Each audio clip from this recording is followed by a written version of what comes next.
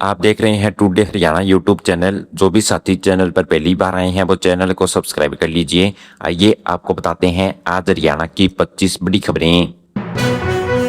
हरियाणा और दिल्ली एनसीआर के इलाकों में बारिश थमते ही गर्मी फिर से बढ़ गई। आसमान साफ रहने और तेज धूप निकलने से उमस बहुत ज्यादा हो गई है। मौसम विभाग का कहना है कि इस समय का तापमान पिछले साल के मुकाबले 4 से 5 डिग्री तक ज्यादा दर्ज किया गया है। बीच में कुछ जगहों पर हल्की बूंदें जरूर पड़ी, लेकिन उससे कोई राहत नहीं मिली है, बल्कि चिपचिपाहट और बढ़ गई। लोग अब अच्छी और तेज बारिश का इंतजार कर रहे हैं ताकि मौसम सुहावना हो सके। अगले कुछ दिनों तक ऐसा ही मौसम बने रहने की संभावना है। कांग्रेस नेता रणदीप सिंह सुरजेवाला ने कैथल में चीनी की कीमतें बढ़ने पर सरकार पर जोरदार हमला बोला। उन्होंने कहा कि अगर सरकार गन्ने से चीनी बनाने की जगह केवल तेल ही बनाएगी तो आम लोग मीठा कहां से खाएंगे। सुरजेवाला ने इसके अलावा बेरोजगारी और सफाई कर्मचारियों की हड़ताल जैसे बड़े मुद्दों पर भी सवाल उठाए। उन्होंने आरोप लगाया कि गलत नीतियों के कारण आम जनता पर महंगाई का बोझ लगातार बढ़ता ही जा रहा है। आज के समय में रसोई का बजट संभालना आम आदमी के लिए बेहद कठिन हो गया है। उन्होंने सरकार की इन समस्याओं को तुरंत ध्यान देने की मांग की है।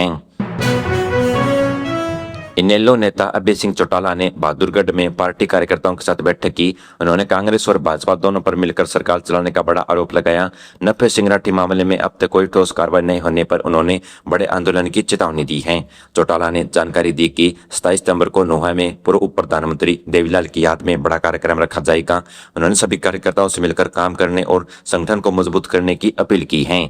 उनका कहना है कि जनता बदलाव चाहती है और पार्टी इसके लिए पूरी तरह तैयार है।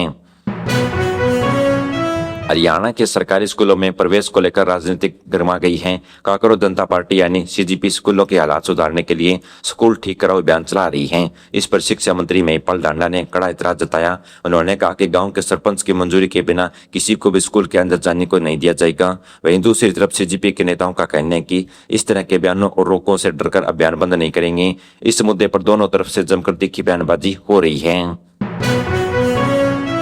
हरियाणा सरकार ने सरकारी स्कूलों में पढ़ने वाले बच्चों की सुरक्षा के लिए नए और कड़े नियम लागू किए हैं। अब बिना अनुमति के किसी भी बाहरी व्यक्ति या बच्चों के माता पिता को स्कूल परिसर में जाने की इजाजत नहीं मिलेगी। शिक्षा विभाग ने इसके लिए अधिकारियों की जिम्मेदारी तय कर दी है। सरकार का साफ कहना है कि बच्चों की सुरक्षा सबसे पहले प्राथमिकता है। हालांकि इस नए फैसले से राजनीतिक बहस फिर छिड़ गई है। कुछ लोग इसे सुरक्षा के लिहाज से सही बता रहे हैं तो कुछ का मानना है कि इससे परिजनों को परेशानी होगी। एएमपी एक्सप्रेस पर चलने वाले वाहन चालकों को तय दूरी से ज्यादा टोल टैक्स देना पड़ रहा है। जिन गाड़ियों के फास्टैग में बैलेंस कम होता है या एंट्री रिकॉर्ड नहीं हो पाती, उससे सॉफ्टवेयर पूरे 135 किलोमीटर का पैसा काट लेता है। पिंपली से एक्सप्रेस पर चढ़ने वाले चालकों को भी इस गड़बड़ी की वजह से नुकसान उठाना पड़ रहा है। वाहन मालिकों ने इस तकनीकी खराबी को जल्द ठीक करने और गलत कटा हुआ पैसा वापस लौटाने की मांग की है। रोज सफर करने वाले लोग इस दिक्कत से बहुत ज्यादा परेशान हैं। कांग्रेस नेता दीपेंद्र सिंह हुड्डा ने सज्जन कुमार पर दिए अपने बयान में स्थिति साफ की है। सिख समाज की नाराजगी को देखते हुए उन्होंने अपनी बात के लिए माफी मांगी। दीपेंद्र हुड्डा ने कहा कि उन्होंने कभी भी सज्जन कुमार को अपना रोल मॉडल नहीं बताया। उन्होंने 1984 के दंगों को पीड़ित को न्याय दिलाने की बात दोहराई और कहा कि उनके बयान को गलत समझा गया है। विवाद बढ़ता हुआ देख खुद सामने आकर सफाई दी ताकि लोगों के बीच बना भ्रम और नाराजगी पूरी तरह दूर हो सके। सड़क सुरक्षा पर ध्यान बनाए रखने के लिए चरखी दादरी पुलिस ने गाड़ियों की जांच का विशेष अभियान चलाया है। एक हफ्ते के अंदर यातायात नियम तोड़ने वाले 838 वाहन चालकों के चालान काटे गए हैं। पुलिस ने कुल 10,67,000 रुपए का जुर्माना लगाया है। एसपी के निर्देशों पर शहर के मुख्य चौराहों पर चेकिंग की गई। बिना हेलमेट, बिना सेट बेल्ट और तेज रफ्तार गाड़ी चलाने वालों के खिलाफ यह सख्त कदम उठाया गया है ताकि हादसों को रोका जा सके। पुलिस अधिकारियों ने आगे भी चेकिंग जारी रखने की बात कही है। हिसार डिपो में नए टायरों की कमी के होने के कारण सरकारी बसों के पहिए थम गए हैं। सही समय पर टायर न मिलने की वजह से 17 बसों को वर्कशॉप पर खड़ा करना पड़ा। इसके लोकल और ग्रामीण रास्तों पर चलने वाली बसों का टाइम टेबल बिगड़ गया। डिपो में आए 50 नए टायरों में से 15 दूसरे शहर भेज दिए गए, जबकि बाकी टायरों को लंबी दूरी वाली ऐसी बसों में लगाया जा रहा है। बसों की संख्या कम होने से रोजाना आने जाने वाले यात्रियों और छात्रों को भारी परेशानी झेलनी पड़ रही है। गुरुग्राम के मानेसर इलाके में करीब 40 मिनट तक तेज मूसलाधार बारिश हुई। इस बारिश से लोगों को भीषण और गर्मी से तुरंत राहत मिली और मौसम सुहावना हो गया। हालांकि सड़क पर पानी भर जाने से गाड़ी की रफ्तार थम गई और कई जगहों पर लंबा जाम लग गया। वहीं गुरुग्राम शहर के अंदर सिर्फ हल्की बारिश ही देखने को मिली। पानी निकासी सही इंतजाम न होने की वजह से पैदल चलने वाले वाहन चालकों को निकलने में काफी दिक्कत हुई और लोग काफी देर तक पानी में जमे रहे। प्रधानमंत्री नरेंद्र मोदी ने हरियाणा के सरकारी स्कूलों के खराब हालात पर ध्यान दिया। उन्होंने राज्य सरकार को चिट्ठी लिखकर 100 साल से भी अधिक पुरानी इमारतों को पूरी तरह जानकारी मांगी है। जो स्कूल बहुत पुराने या टूटे फूटे हैं उनकी रिपोर्ट केंद्र सरकार को भेजी जाएगी। सरकार देखना चाहती है कि बच्चों के पढ़ने की जगह सुरक्षित है या नहीं। इस रिपोर्ट के आने के बाद इन पुरानी इमारतों की मरम्मत या नया निर्माण कराया जाएगा। इससे स्कूल की व्यवस्था सुधरेगी और बच्चों को बेहतर माहौल मिलेगा। कांग्रेस सांसद कुमारी शैलजा ने केंद्र और हरियाणा सरकार पर बड़ा हमला बोला। उन्होंने कहा कि सरकार की नीतियों से गरीब, मजदूर और किसानों का नुकसान हो रहा है। मनरेगा का काम सही न मिलने के कारण फसलों की मुआवजे में देरी पर उन्होंने सवाल उठाई। शैलजा का कहना है कि गरीबी और की आर्थिक किसान को आर्थिक रूप से कमजोर पड़ी है। उन्होंने सरकार से मांग की है कि गरीबी को उनका हक मिलना चाहिए और किसानों के नुकसान को पूरी भरपाई जल्द से जल्द की जाए।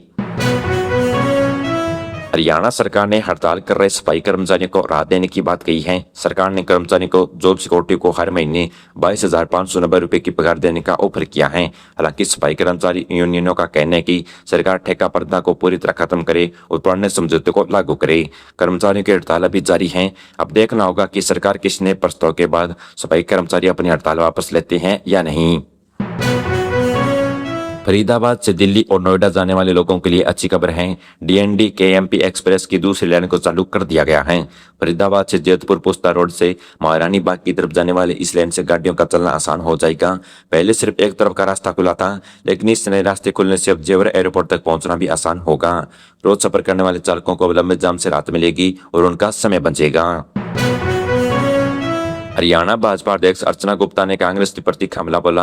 उन्होंने कांग्रेस नेता दीपेंद्र सिंह हुड्डा पर 1984 से 84 के सिंह दंगों पर सज्जन कुमार पर दिए बयान को लेकर सवाल उठाए। अर्चना गुप्ता ने पूछा कि क्या कांग्रेस अपने नेता दीपेंद्र हुड्डा पर कोई कार्रवाई करेगी। उन्होंने कुलदीप शर्मा की चिट्ठी का जिक्र करते हुए कहा कि कांग्रेस के अंदर ही आपसी फूट और कलह चल रही है। कैथल के नागरिक अस्पताल से मरीजों के लिए अच्छी खबर है। यहाँ बच्चों के लिए बने खास पीडियाट्रिक आईसीयू का ट्रायल पूरा हो गया है। अब इसे सितंबर महीने में आम लोगों के लिए चालू कर दिया जाएगा। इससे छोटे और बच्चों गंभीर इलाज किए जाएंगे और जिला अस्पताल में सुविधा मिल पाएगी। हालांकि अस्पताल में डॉक्टरों की कमी है, जिसके लिए नई भर्तियों की मांग भेजी गई है ताकि बच्चों का इलाज सही से हो सके। गुरुग्राम अदालत के बाहर ट्रैफिक पुलिस और वकीलों के बीच बहस हो गई। ट्रैफिक पुलिस ने जब एक वकील के पिता की बाइक का चालान काटा तो वकील गुस्सा हो गया। वकीलों ने मौके पर ही मौजूद पुलिसकर्मियों को घेर लिया और वहां खड़ी पुलिस की गाड़ी का चालान करवा दिया। लोगों का कहना है कि नियम सबके लिए बराबर होने चाहिए। कोर्ट परिसर के बाहर काफी देर तक हंगामा चलता रहा। यमुनानगर में एंटी नार्कोटिक सेल की टीम ने नशीली दवाएं बेचने वाले तस्कर को गिरफ्तार किया। पुलिस ने आरोपी के पास 6200 नशीले कैप्सूल और गोलियां बरामद की। आरोपी की पहचान रामनगर निवासी अजय के रूप में की गई। यह वह नशीली दवाई हैं जो हिमाचल से लाकर लाई जा रही थी। जांच में पता चला कि आरोपी पहले ही करीब 3 मामलों में केस दर्ज हैं। पुलिस अभी यह पता लगाने में जुटी है कि यह दवाइयां कहां बेचने वाले थे। पलवल की कृष्णा कॉलोनी में एक व्यक्ति के साथ सार्वजनिक ठगी का मामला सामने आया। साथ ही लोगों ने गैस बिल अपडेट कराने का झांसा देकर पीड़ित का मोबाइल शेयर करवा लिया। इसके बाद बिना कोई ओटीपी मांगे ही खाते से 3,43,000 रुपए निकाल लिए गए। खाते से पैसे कटने के बाद आने वाले पीड़ित को ठगी का पता चला।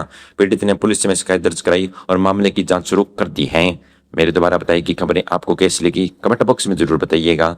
चैनल को सब्सक्राइब कर लीजिए। धन्यवाद।